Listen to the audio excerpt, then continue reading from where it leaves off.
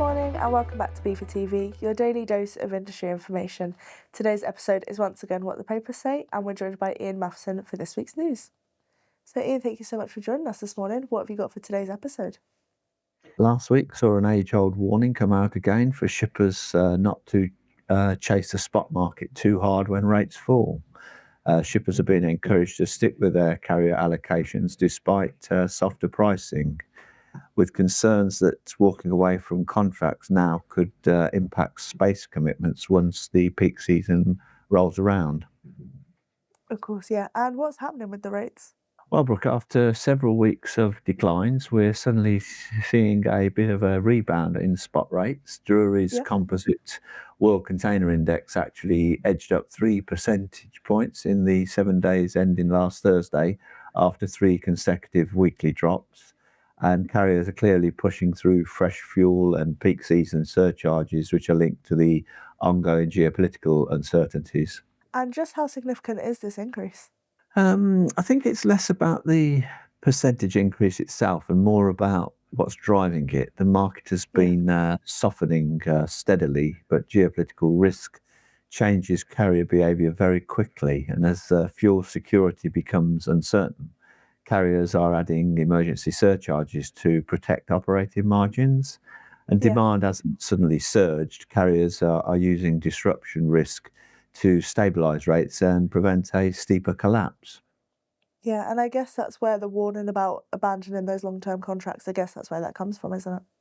Yeah, exactly, Brooke. Yeah, we've seen this cycle many times before. When spot Yeah. rates dip, some shippers move volume away from contracted allocations to chase short-term savings. But actually, if disruption hits, carriers tend to prioritise customers who maintain commitments during the softer periods.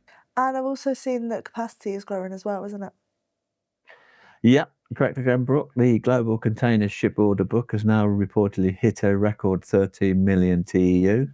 The scale of vessel ordering over the past few years has been enormous. Now those vessels are actually entering the market as global demand growth is moderating. And there's Yeah. much talk of overcapacity and market imbalances. Carriers will need to manage capacity very carefully or risk downward pressure on rates.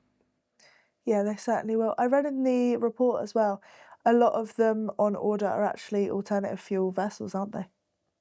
Yeah, that's right, Brooke. Yeah, April reportedly saw a sharp rise in new orders for methanol and LNG capable ships. Obviously, sustainability is becoming a genuine competitive factor. Environmental regulation is no longer theoretical; it's an operational and financial reality.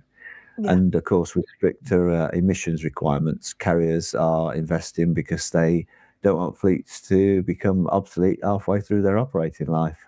But of course, there's still uncertainty around infrastructure, fuel availability, and long term cost competitiveness. So we're still very much in a transition phase. Let's move on to kind of the equipment side of things. I know there's been a lot of congestion, isn't there? Yeah, there's been reports suggesting that carriers are repositioning empty containers back into China while depots across Europe remain heavily congested. It's Mhm. driven by uneven trade flows, so I read, and export demand out of Asia remains relatively resilient, and carriers want empties back in China as quickly as possible. And meanwhile, in Europe, slower inland movement and softer import demand are causing containers to sit for longer in terminals Mm. and fogging up storage facilities. And of Of course, course, that's yeah. creating operational pressure. It's clogging facilities, it's increasing costs, and it's reducing efficiency. So now let's move away from container shipping. What's happening in air cargo? I think in air cargo is a slightly different story. In April, Okay. the global air cargo spot rates hit a 3 year high, and several factors appear to be behind that surge. E commerce volumes remain very strong. Disruptions are pushing some urgent cargo into air freight, and capacity remains tight on key trade lanes. And now you mentioned previously about cargo theft. I know obviously tackling that, it's high on BIFA's agenda. So what's the update on that? Yeah, I read a new report from BSI and TT Club, which warns that criminals are adapting faster than supply chains themselves. And Yeah. that suggests cargo theft is becoming increasingly sophisticated and organized. Criminal groups are obviously using digital fraud, fake carrier identities, document manipulation, and real time intelligence to target supply chains more effectively than ever before. And it's not Yeah. just a physical security issue, it's actually a cyber and a data management issue too. So Yeah. the outcome really, supply chain resilience, isn't just about freight rates and capacity, it's also about security, visibility, and long-term planning. Thank you so much for this update. As always, I know that our members will find it insightful. No problem, Brooke. As always, it's a pleasure. We will leave the links to all of the articles and the reports that we've discussed in today's episode in the description below. That's all for today's edition of BIFA TV, your daily dose of industry information.